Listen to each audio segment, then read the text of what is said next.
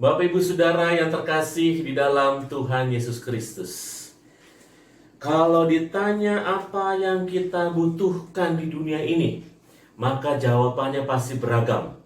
Ada yang meminta supaya saya sehat, apalagi di tengah-tengah wabah pandemi COVID-19. Harapannya terhindar dari wabah tersebut, sehat selalu sampai selama-lamanya. Ada juga mungkin, saya mau bebas pergi kemana saja. Tiada yang melarang, seperti lagunya Gus Plus. Begini nasib, jadi bujangan. Kemana-mana tiada yang larang. Kemudian ada juga harapannya bisa berkecukupan dengan segala materi yang ada. Apa yang saya butuhkan semuanya terpenuhi. Ada juga orang yang membutuhkan kalau bisa saya punya pabrik uang yang resmi. Jadi kalau saya sedang butuh uang, tinggal gunting saja tuh uangnya. Ada lagi yang dikatakan selalu cantik dan ganteng gitu. Kalau bisa sampai menutup mata, saya seperti usia 17-an begitu ya. Pada usia sweet 17 begitu ya. Tapi itulah kebutuhan-kebutuhan hidup manusia. Semuanya harapannya intinya tidak ada masalah.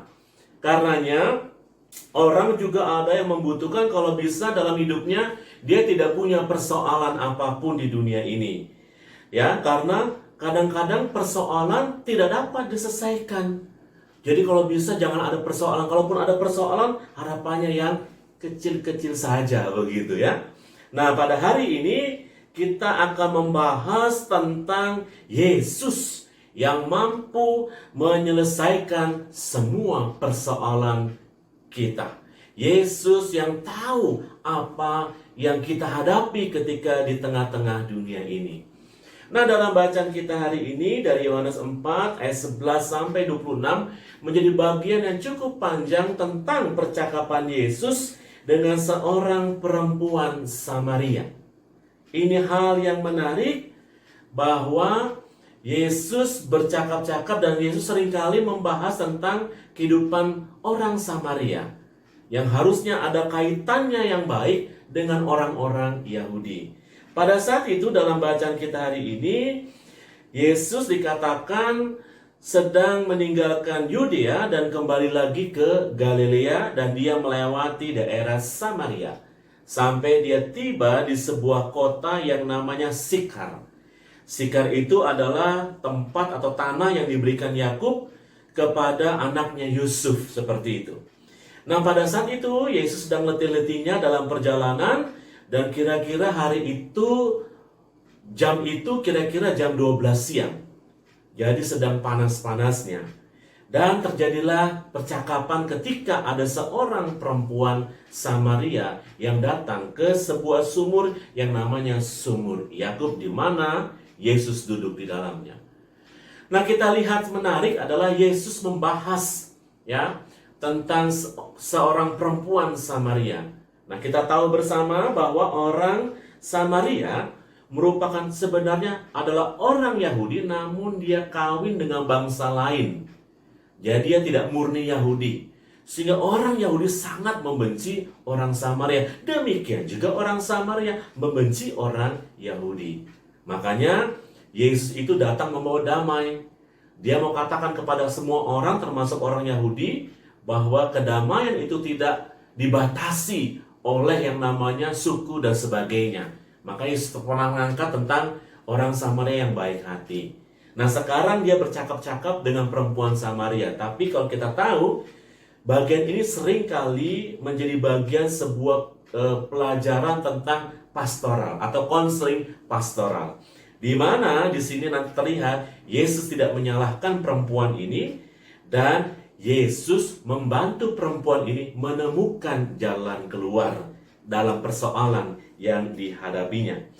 Nah, diceritakan bahwa perempuan Samaria ini datang ke sumur itu jam 12 siang, ya. Kenapa jam 12 siang? Nah, ini menarik karena perempuan ini ternyata sepertinya memiliki persoalan dalam kehidupannya, sehingga dia menghindar untuk mengambil air di sumur Yakub itu pada pagi hari. Nah, biasanya perempuan-perempuan pada saat itu mengambil air itu kurang lebih sebelum matahari terbenam. Sebelum matahari terbit, gitu ya. Jadi pagi-pagi sekali. Tapi justru perempuan ini, ya, datangnya justru dikatakan siang hari.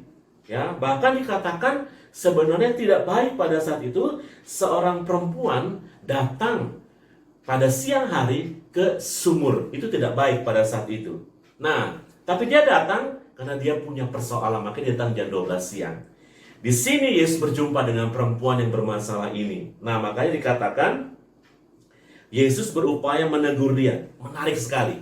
Ya, pada saat itu dikatakan sebenarnya percakapan antara seorang perempuan dengan seorang laki-laki di tempat umum itu tidak boleh. Kalau itu terjadi, maka Yesus melanggar yang namanya adat Yahudi pada saat itu, atau adat kebiasaan orang-orang Samaria juga pada saat itu. Makanya dikatakan Yesus juga tahu adat bahwa tidak sopan bila seorang laki-laki menegur seorang perempuan. Jadi agar terjadi percakapan, Yesus meminta tolong diberikan minum karena hal itu tidak melanggar adat. Ya, kalau kita lihat dikatakan ayat 7 ya, maka datanglah seorang perempuan Samaria hendak menimba air, kata Yesus kepadanya, berilah aku minum. Kenapa tidak melanggar adat? Karena daerah yang dikatakan Palestina termasuk Samaria, termasuk tadi yang namanya kota Sikar, dikatakan bahwa daerah ini adalah daerah yang panas, kering dan panas. Jadi seringkali orang bisa dehidrasi atau kekurangan air karena panasnya itu sungguh luar biasa. Karenanya orang yang meminta minum wajib untuk diberi. Sekalipun yang meminta itu, meminum itu dikatakan jenis kelamin yang berbeda. Contoh tadi perempuan Samaria ini harus memberi minum kepada Yesus, itu tidak melanggar adat. Bahkan katakan kalau tidak mau memberi itu sesuatu yang tidak manusiawi. Jadi situlah terjadi percakapan, ya. Nah, dikatakan bahwa sebenarnya memang dikatakan Yesus haus. Dikatakan itu ayat 6 ya. Di situ terdapat sumur Yakub, Yesus sangat letih oleh perjalanan. Jadi Yesus tak haus. Tetapi ketika datang perempuan itu, Yesus ingin berjumpa dengan perempuan. Yesus ingin menyelesaikan persoalan perempuan tersebut. Makanya terjadilah percakapan ayat 11 sampai 14. Percakapan Yesus merupakan upaya Yesus menolong perempuan Samaria tersebut atas persoalan yang dihadapinya. Yesus menawarkan dirinya yang dapat memberikan keselamatan kekal, yaitu dapat menjawab persoalan yang dihadapi perempuan tersebut melalui perkataan barang siapa minum air yang diberikan oleh Yesus tidak haus lagi. Itu disampaikan. Nah, dikatakan mendengar perkataan Yesus tersebut di ayat 11 tadi 14, perempuan tersebut menjawab dengan ketidaktahuannya maksud Yesus tersebut. Dan dia agak berkata kasar kalau kita lihat dalam ayatnya yang ke-15. Kata perempuan itu kepadanya, Tuhan, berikanlah aku air itu supaya aku tidak haus dan tidak usah datang lagi ke sini untuk menimba air. Jadi karena persoalan rupanya menekan hidupnya, kemungkinan dia banyak dicibir orang, makanya dia berupaya tidak mau lagi datang ke sumur ini. Karena ketika dia datang ke sumur ini, batinnya itu menjadi, dikatakan batinnya sangat tertekan. Maka dia agak kasar, Tuhan, kalau bisa berikanlah aku air itu supaya aku nggak kesini lagi, gitu loh.